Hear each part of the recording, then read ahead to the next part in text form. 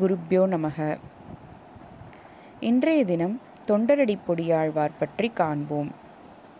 திருமண்டலங்குடி என்ற திவ்ய தேசத்தில் வைணவ அந்தணர் மரபில் மார்கழி மாதம் கேட்டை நட்சத்திரத்தில் இவர் தோன்றினார். பகவான் விஷ்ணு சூடிக்கொண்டிருக்கும் வைஜெயந்தி என்ற மாலையின் அம்சமாக இவர் திகழ்ந்தார். சிறுவயது முதலே பெருமாளின் மீது ஈடில்லா பக்தி கொண்டவராய் இவர் இருந்தார். இவருக்கு பெற்றோர்கள் வைத்த பெயர் விப்ர நாராயணர்.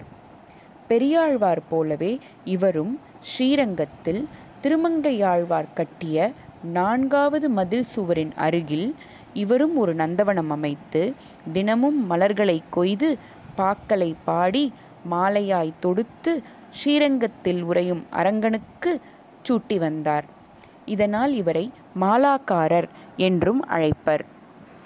சதா சர்வகாலமும் பகவத் சிந்தனையுடன் பெருமாளை பற்றியே நினைத்து கொண்டிருக்கும் இவருக்கு கலியின் தாக்கம் அதிகமானதால் தேவதேவி என்ற பெண்ணிடம் இவர் மோகித்து அவளது சிந்தனையில் தன்னையும் மறந்து இவர் இருப்பதைக் கண்ட பெருமாள் இவரை ஆட்கொள்ள நினைத்து இவருக்கு உதவி செய்து இவரை ஆட்கொண்டார்.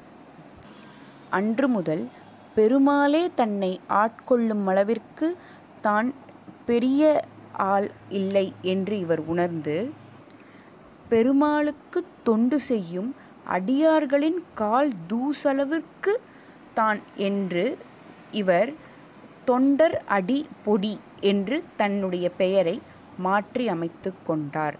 அன்று முதல் இவர் தொண்டரடி பொடியாழ்வார் ஆனார். இவர் இயற்றிய திருப்பள்ளி எழுச்சி மற்றும் திருமாலை இவை இரண்டும் பிரபந்தங்களில் சாதிக்கப்படுகிறது. இவர் பாடிய திருப்பள்ளி எழுச்சி தான் தமிழின் முதல் சுப்பிரபாதம் என்று போற்றுவர்.